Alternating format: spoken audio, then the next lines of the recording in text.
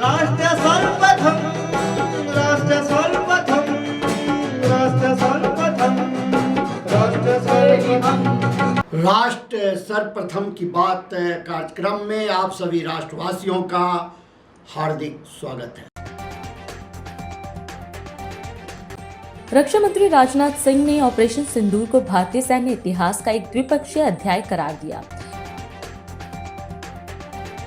राष्ट्रीय राजधानी और इसके आसपास के इलाकों में रात मौसम ने करवट ली। गरज चमक और तेज हवाओं के साथ हुई मूसलाधार बारिश ने दिल्लीवासियों को तपती गर्मी से बड़ी राहत दी है।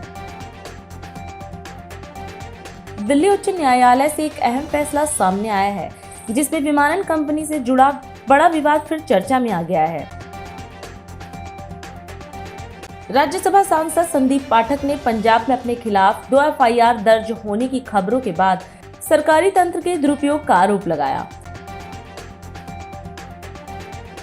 बिहार विधानसभा में विपक्ष के नेता तेजस्वी यादव ने भागलपुर में विक्रमशिला सेतु पुल पर एक शिलाखंड गिरने की घटना के बाद एनडीए सरकार की आलोचना की।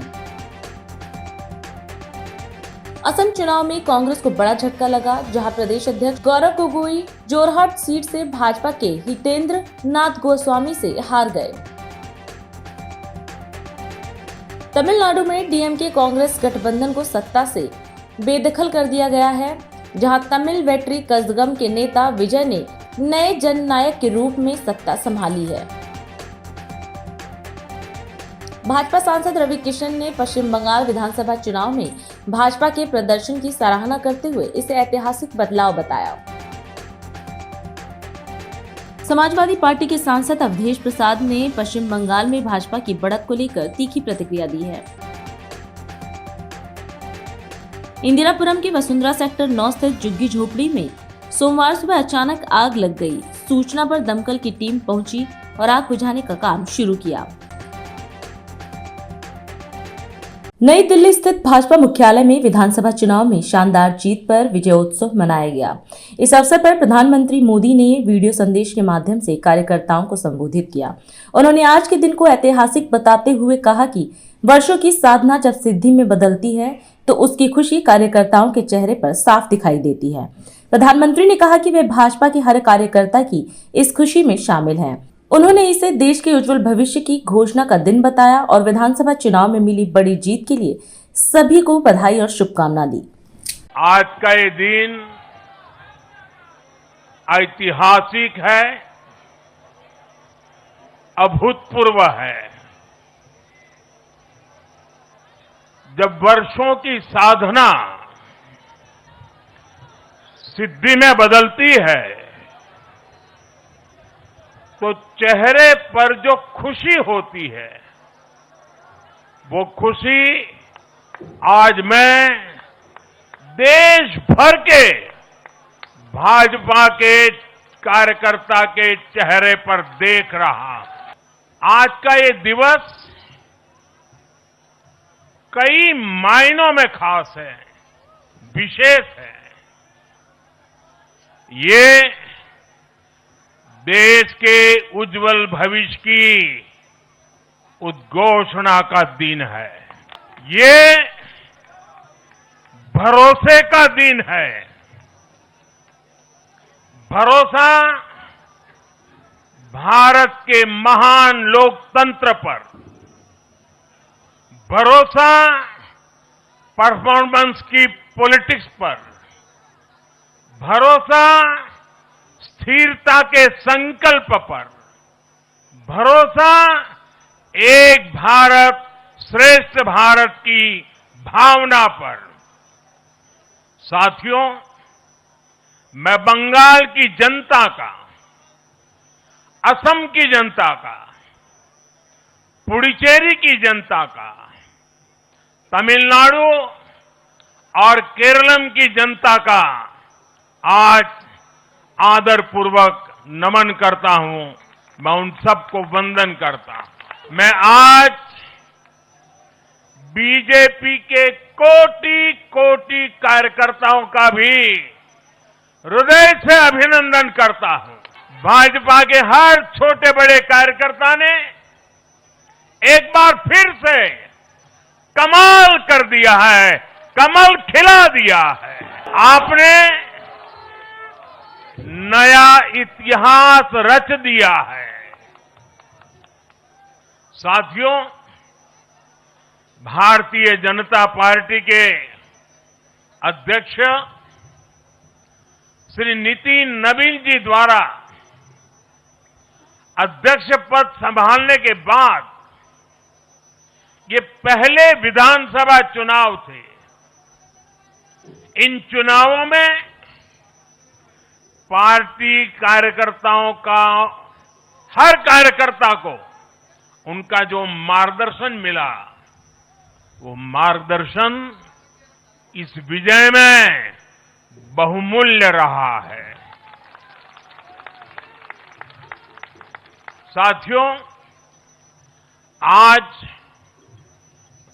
विभिन्न उपचुनावों के परिणाम भी अत्यंत उत्साहजनक रहे हैं। महाराष्ट्र, गुजरात, नागालैंड और त्रिपुरा में जो उपचुनाव हुए, उसमें हमारे उम्मीदवारों को जनता जनार्दन ने आशीर्वाद दिया और इन राज्यों में भी जीत गए। महाराष्ट्र की उप मुख्यमंत्री सुनेत्रा पवार जी ने भी बड़ी जीत दर्ज की है। मैं इन सभी राज्यों की जनता का उनके समर्थन के लिए हृदय से आभार व्यक्त करता हूं। बंगाल चुनाव में भाजपा की जीत के बाद दिल्ली में जश्न का माहौल देखने को मिला। दीनदयाल उपाध्याय मार्ग स्थित भाजपा मुख्यालय के बाहर कार्यकर्ता ढोल नगाड़ों की धुन पर नाचते झूमते नजर आए और एक दूसरे को भगवा गुलाल लगाकर जीत का उत्सव मनाया। राष्ट्रीय महामंत्री तरुण चुग और दिल्ली भाजपा अध्यक्ष वीरेंद्र सचदेवा के नेतृत्व में विजय जुलूस भी निकाला गया।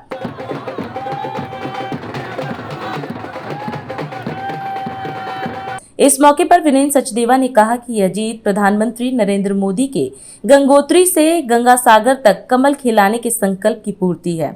उन्होंने कहा कि गृह मंत्री अमित शाह की रणनीति और कार्यकर्ताओं के अथक प्रयासों से यह सफलता मिली है। साथ ही उन्होंने डॉक्टर श्यामा प्रसाद मुखर्जी की जयंती वर्ष में इसे सच्ची श्रद्धांजलि बताया। आज बंगाल में भारतीय जनता पार्टी की जीत, माननीय प्रधानमंत्री जी का जो स्वप्न गंगोत्री से गंगा सागर तक कमल खिलाने का था, वो आज स्वप्न पूरा हो गया।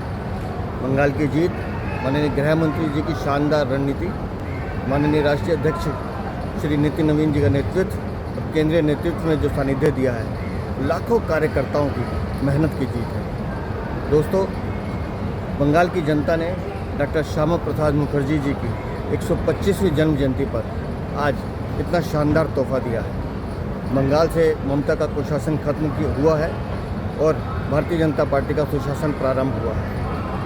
आज पूरे एनडीए को भी मैं बधाई देता हूं, जहां पुदुचेरी में हमारी सरकार बनी है, असम में हमने तीसरी बार सरकार बनाई है और माननीय प्रधानमंत्री जी के नेतृत्व में 5 राज्यों में भारतीय जनता पार्टी के कार्यकर्ताओं ने दम लगाकर काम किया है। और आज हमारा देश कम्युनिस्ट फ्री देश भी हो गया है, जहाँ उनकी एक सरकार थी वो भी वहाँ से हट गई है। तो एक बार फिर लाखों कार्यकर्ताओं को उनकी बहुत ज़्यादा संघर्ष के लिए, उनकी मेहनत के लिए और 5 राज्यों की जो जनता है, उन्होंने जो आशीर्वाद माननीय प्रधानमंत्री को दिया है, उसके लिए हृदय से आभार प्रकट करता हूं। नई दिल्ली स्थित राष्ट्रीय मीडिया केंद्र में पश्चिम एशिया के हालिया घटनाक्रमों को लेकर अंतर मंत्रालयी प्रेस वार्ता का आयोजन किया गया। इस अवसर पर वरिष्ठ अधिकारियों ने ऊर्जा आपूर्ति पर जानकारी देते हुए बताया कि क्षेत्रीय परिस्थितियों के कारण एलपीजी सप्लाई प्रभावित हुई थी, लेकिन सरकार के प्रयासों से एलपीजी, पीएनजी, पेट्रोल और डीजल की आपूर्ति सुचारू रूप से जारी है। वहीं घरेलू एलपीजी पूरी तरह सामान्य है और कहीं भी ड्राई आउट की स्थिति नहीं है। उन्होंने बताया कि लगभग 94% डिलीवरी ऑथेंटिकेशन कोड के साथ की जा रही है। साथ ही कमर्शियल एलपीजी सप्लाई 70% तक बहाल हो चुकी है। वहीं अप्रैल में 2,15,000 टन से अधिक कमर्शियल एलपीजी की बिक्री हुई है, जबकि ऑटो एलपीजी की बिक्री 11,000 टन से अधिक रही है। अधिकारियों ने कहा कि 5 किलो सिलेंडरों की आपूर्ति दोगुनी की गई है और अब तक 10,000 से अधिक जागरूकता अभियान चलाए जा चुके हैं। जैसा आप जानते हैं, वेस्ट एशिया क्राइसिस के चलते हमारे यहाँ इंपोर्ट एलपीजी का हो या क्रूड का हो वो अफेक्ट हुए हैं, परंतु भारत सरकार की ये कोशिश रही है कि घरेलू उपभोक्ताओं को कम से कम कठिनाई का सामना करना पड़े।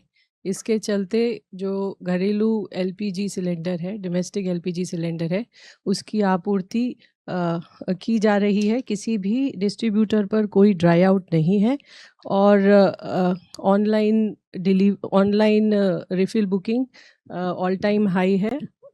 डिलीवरी ऑथेंटिकेशन कोड के साथ लगभग 94% डिलीवरी की जा रही हैं।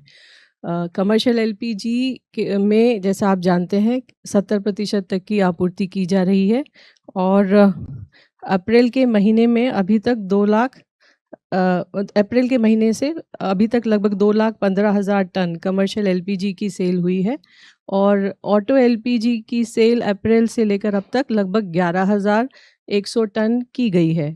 5 किलो के सिलेंडर की आपूर्ति भी 100% इंक्रीज़ की जा चुकी है और इसके चलते अप्रैल के महीने से लेकर अब तक लगभग 23 लाख 5 किलो के सिलेंडर्स की सेल हुई है और 3 अप्रैल से लेकर अब तक लगभग 10,000 से अधिक अवेयरनेस कैंप लगाए गए हैं और 1,76,000 से अधिक 5 किलो के सिलेंडर्स की सेल हुई है।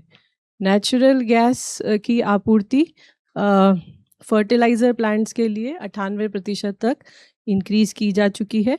इसके अलावा इंडस्ट्रियल और कमर्शियल सेक्टर के लिए इंक्लूडिंग सीजीडी सप्लाईज 80% पर की जा रही है।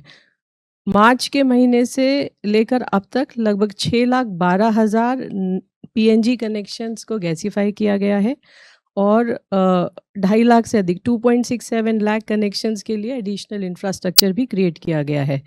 इसके अलावा 6.79 लाख नए कस्टमर्स को भी पीएनजी कनेक्शन के लिए रजिस्टर किया गया है और कल तक लगभग 43,760 पीएनजी कनेक्शन उपभोक्ताओं ने अपने एलपीजी कनेक्शन सरेंडर किए हैं। रिटेल आउटलेट पर पेट्रोल और डीजल की पर्याप्त उपलब्धता है, कहीं पर कोई ड्राई आउट रिपोर्टेड नहीं है और जैसा आप जानते हैं 30 तारीख को भारत सरकार ने गजट नोटिफिकेशन के द्वारा डीजल और एटीएफ पर एक्सपोर्ट लेवी घटा दी है। क्रूड इन्वेंट्रीज सफिशिएंटली मेंटेन्ड हैं और रिफाइनरीज ऑप्टिमम कैपेसिटी पर ऑपरेट हो रही हैं। इसके अलावा C3 C4 मॉलिक्यूल्स भी फार्मा, पेंट और केमिकल सेक्टर को दिए जा रहे हैं। 9 अप्रैल से अब तक लगभग 10,750 टन प्रोपिलीन और 1,670 टन ब्यूटाइल एक्रिलेट की सेल विभिन्न रिफाइनरियों द्वारा की जा रही है। एनफोर्समेंट एक्शन भी लगातार चालू है। कल लगभग 1570 रेड्स की गई हैं और कल तक ऑयल मार्केटिंग कंपनीज के द्वारा 3,096 शो कॉज नोटिस और 350 के करीब पेनल्टीज और 74 सस्पेंशन किए गए हैं। अंत में आप सभी के माध्यम से मैं सभी जनता से ये अपील करना चाहूँगी कि अफवाहों पर विश्वास न करें और आवश्यकता के अनुसार ही ईंधन क्रय करें। धन्यवाद। लखनऊ के लोक भवन में आयोजित समारोह में उत्तर प्रदेश के मुख्यमंत्री योगी आदित्यनाथ ने सहकारी समितियों, पंचायत लेखा परीक्षा और स्थानीय निधि लेखा परीक्षा विभाग में नवनियुक्त लेखा परीक्षकों को नियुक्ति पत्र वितरित किए। कार्यक्रम का उद्देश्य ग्रामीण विकास, प्रशासनिक सुदृढ़ीकरण और पारदर्शी भर्ती प्रक्रिया को बढ़ावा देना रहा। इस दौरान मुख्यमंत्री ने कहा कि बदलते भारत के साथ उत्तर प्रदेश भी तेजी से आगे बढ़ रहा है, जहां कानून व्यवस्था और बेहतर वित्तीय प्रबंधन को प्राथमिकता दी गई है। उन्होंने बताया कि निष्पक्ष और पारदर्शी प्रक्रिया के तहत अब तक 9 लाख से अधिक युवाओं को सरकारी नौकरियां दी जा चुकी हैं। मुख्यमंत्री ने सभी नवचयनित अभ्यर्थियों से ईमानदारी और समर्पण के साथ कार्य करने की अपील की। अधीनस्थ सेवा चयन आयोग की परीक्षा में सफल हुए अभ्यर्थियों के नियुक्ति पत्र वितरण के लिए आयोजित आज के समारोह में उपस्थित हमारे सभी नवचयनित लेखा परीक्षक, उनके परिवार के सदस्य और उपस्थित बहनों और भाइयों, मैं सबसे पहले आप सभी नवचयनित लेखा परीक्षकों, जिन्हें सहकारी समितियों के पंचायती लेखा परीक्षक के रूप में और स्थानीय निधि लेखा परीक्षक के रूप में देश के सबसे बड़े राज्य में कार्य करने का अवसर प्राप्त होगा, आप सबको मैं इस पूरी चयन की प्रक्रिया में नियुक्ति पत्र वितरण के लिए आयोजित इस समारोह में हृदय से बधाई देता हूं। आप सबके प्रति मैं अपनी शुभकामनाएं देता हूं। आपने बदलते हुए भारत के बदलते हुए उत्तर प्रदेश को देखा है। 2017 के पहले का उत्तर प्रदेश क्या था, 2017 के बाद का उत्तर प्रदेश क्या है, ये किसी से छुपा हुआ नहीं है। लेकिन ये केवल बदलाव किसी एक क्षेत्र में नहीं हुआ, हर एक क्षेत्र में। और जिस क्षेत्र में उत्तर प्रदेश सरकार ने बेहतरीन प्रदर्शन किया है, उसमें सुरक्षा और कानून का राज हो, ये किसी भी सरकार की प्रायोरिटी होती है। लेकिन बेहतर वित्तीय प्रबंधन और वित्तीय अनुशासन, यह भी उत्तर प्रदेश ने इस दौरान करके दिखाया।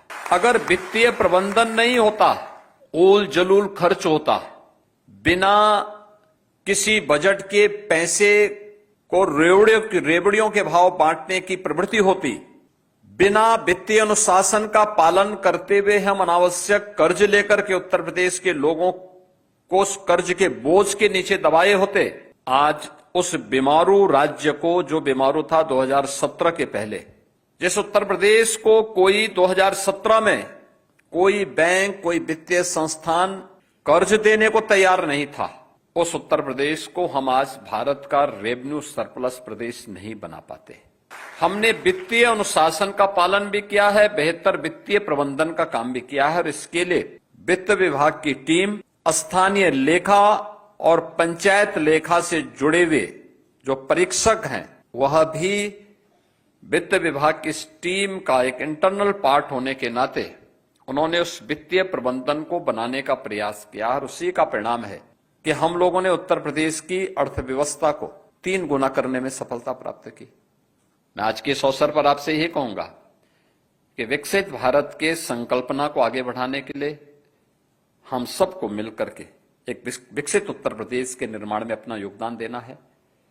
जिस निष्पक्ष और पारदर्शी तरीके से सरकार आपको नौकरी उपलब्ध करवा रही है, आज उसी का परिणाम है। हम 9 लाख से अधिक लोगों को नौकरी दे चुके हैं। कल भी हम लोगों ने नियुक्ति पत्र दिए थे। लगातार पिछले 1 महीने में चौथा या 5वां नियुक्ति पत्र वितरण का कार्यक्रम है।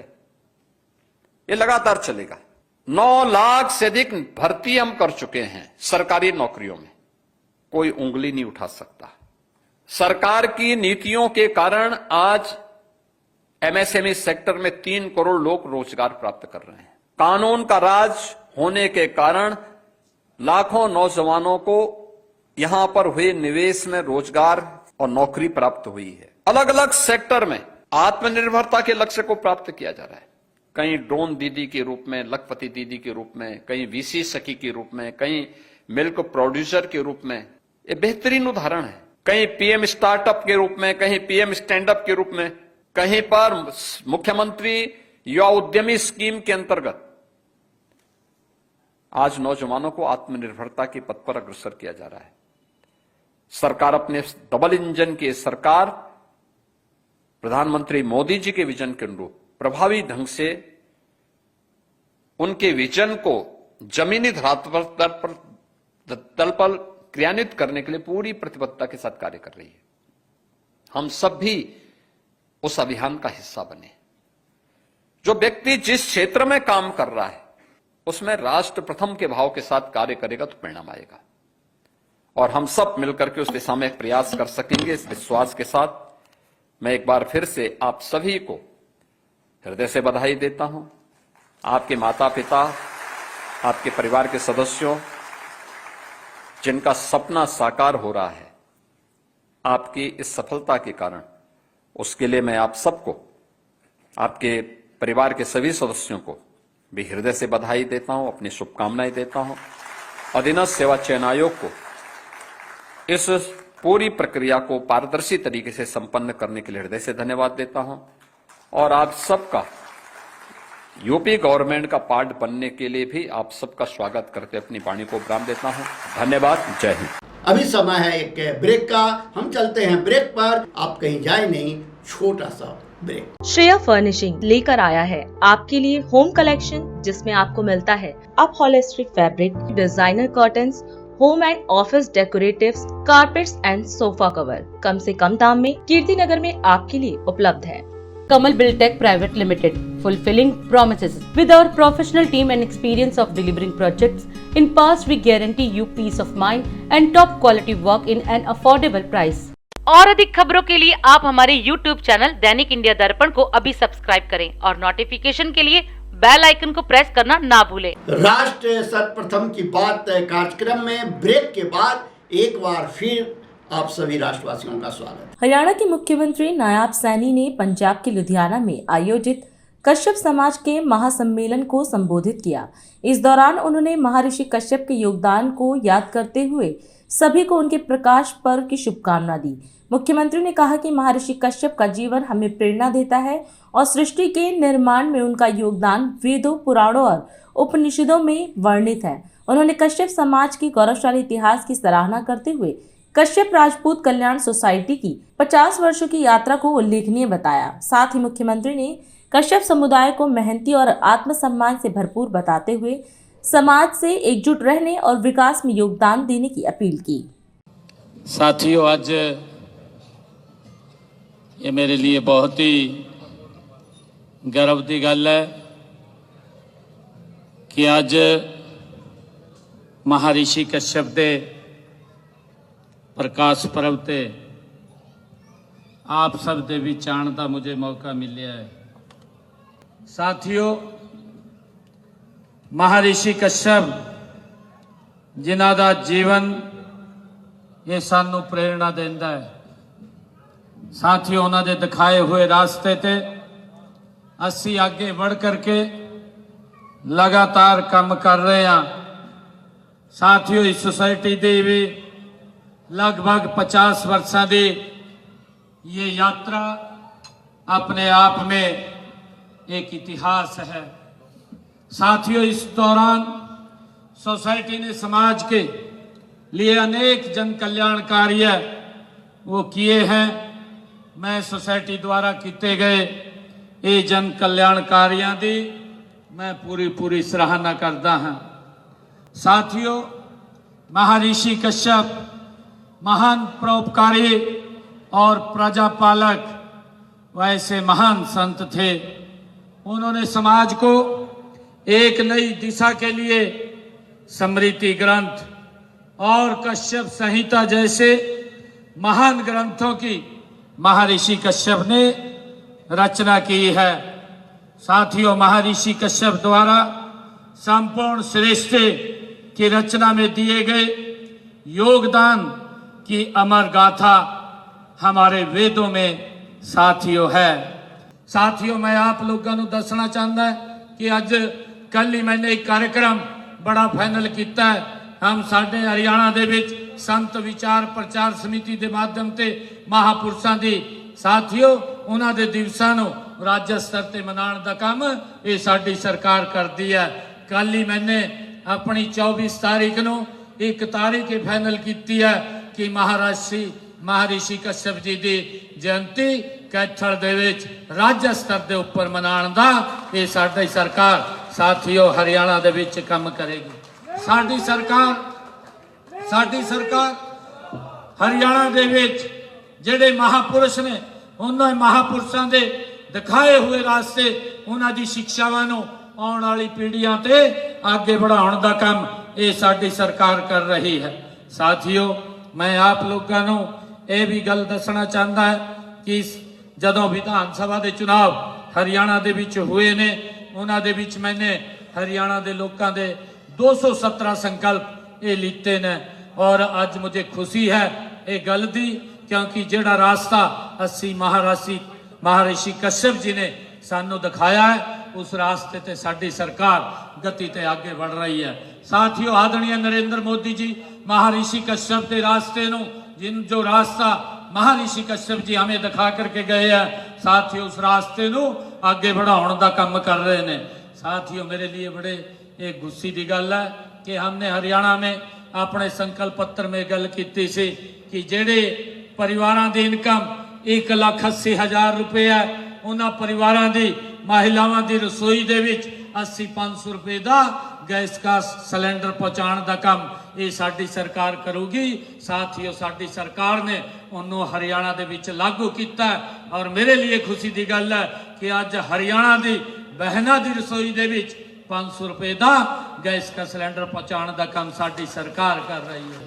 साथियों, असी अज ये संकल्प लेने की जरूरत है कि असी वो सरकार बनाइए जो सरकार आम जन की चिंता करे। साथियों, वो सरकार बनाने का काम करिए जेड़ा पंजाब के विकास की चिंता करे। साथियों, असी वो सरकार बनाने की काम करना है जेड़ा पंजाब में जेड़े उद्योगों के नाल इस पंजाब की अलग पहचान सी अज वो धूमिल हो गई है। अज उद्योगपति भी साथियों पंजाब नूं छड्ड के बाहर जाने ते मजबूर हो रहा है। साथियों, उन उद्योगों नूं दोबारा पंजाब दे भी स्थापित करना, वो विश्वास बहाल करना जो विश्वास वो खो चुके हैं। साथियों, आप दा काम होवे, आप दे रिश्तेदार दा काम होवे, जेड़ा भी मेरे ते कोई काम आप लेके आओगे, साडी जिम्मेवारी है उस काम नूं पूरा करना। साथियों, मैं आप लोगों का पुनः बहुत बहुत बधाई और शुभकामनावां आप लोगों को दिंदा। इन्हीं शब्दों के नाल आप सब का बहुत बहुत धन्यवाद। छत्तीसगढ़ के मुख्यमंत्री विष्णुदेव साय ने बलरामपुर सर्किट हाउस में कक्षा 10वीं और 12वीं के मेधावी छात्र छात्राओं से संवाद कर उन्हें सम्मानित किया। इस दौरान मुख्यमंत्री ने सभी टॉपर्स को बधाई देते हुए उनके उज्जवल भविष्य की कामना की। उन्होंने कहा कि बोर्ड परीक्षाओं में विद्यार्थियों का उत्कृष्ट प्रदर्शन उनके परिश्रम, अनुशासन और समर्पण का परिणाम है। मुख्यमंत्री ने अभिभावकों और शिक्षकों को भी इस सफलता का श्रेय देते हुए शुभकामना दी। उन्होंने कहा कि ये छात्र छात्राएं छत्तीसगढ़ का उज्जवल भविष्य हैं और उनकी उपलब्धियां प्रदेश की प्रगति की मजबूत नींव रखेंगी। आज हमारा बड़ा सौभाग्य है कि बलरामपुर जिले में जो 12th और 10th बोर्ड एग्जाम में अपना उत्कृष्टता प्रदर्शित किए हैं, ऐसे हमारे बेटा बेटियों को सम्मानित करने का सौभाग्य मिला। और ऐसे अवसर पर हमारे क्षेत्र के सांसद उपस्थित हैं, श्री चिंतामणि महाराज जी, हमारे ओम प्रकाश जायसवाल जी, हमारे अधिकारीगण उपस्थित हैं, यहाँ के कलेक्टर, यहाँ के जिला शिक्षा अधिकारी भी उपस्थित हैं और जो अच्छा किए हमारे बेटा बेटी, उनके साथ उनके अभिभावक, उनकी माता, उनके पिता भी उपस्थित हैं और सभी नागरिक बंधुओं, मैं सबसे पहले जो 12th और 10th में बहुत अच्छा किए हैं, तो प्रावीण्य सूची में सफलता हासिल किए हैं, ऐसे सभी हमारे बेटा बेटियों को बहुत बहुत बधाई, बहुत बहुत शुभकामनाएं देता हूं। उनके उज्जवल भविष्य की कामना करते हैं और सबकी इच्छा हम लोगों ने जानने का प्रयास किया है। अधिकांश ने डॉक्टर बनना चाहा है, कुछ IAS, कुछ जज भी बनना चाहे हैं। सबकी मनोकामना पूर्ण हो, मेहनत करिए, निश्चित रूप से सफलता हासिल होगी। और आपके अभिभावकों को भी बधाई, बहुत बहुत शुभकामनाएं, उनका भी आशीर्वाद, मार्गदर्शन आप लोगों को मिला है। आपके सभी शिक्षक वृंद, उनको भी बहुत बहुत बधाई, शुभकामना, उनका मेहनत रंग लाया है। जिला के कलेक्टर, जिला शिक्षा अधिकारी, सबको भी उनका भी मार्गदर्शन मिला है, सबको भी बहुत बहुत बधाई और बहुत बहुत शुभकामनाएं। और हौसला बुलंद रहना चाहिए और अच्छा है आप सब लोग एक संकल्प, एक सपना के साथ आगे बढ़ रहे हैं। निश्चित रूप से सपना भी देखना चाहिए और एक लक्ष्य भी तय करके आगे बढ़ना चाहिए। सफलता जरूर कदम चूमती है और किसी भी तरह की कोई आवश्यकता हो तो सरकार आप लोगों के साथ में खड़ी है। हम सुन रहे थे कि कई परिवार आर्थिक रूप से बहुत कमजोर भी हैं, लेकिन आज आर्थिक कमजोरी कोई बाधा नहीं आएगी। आप सब लोग मतलब पूरी दृढ़ता के साथ आगे बढ़िए। आप सब लोगों को बहुत बहुत बधाई, शुभकामनाएं। और अधिक खबरों के लिए आप हमारे YouTube चैनल दैनिक इंडिया दर्पण को अभी सब्सक्राइब करें और नोटिफिकेशन के लिए बेल आइकन को प्रेस करना ना भूलें।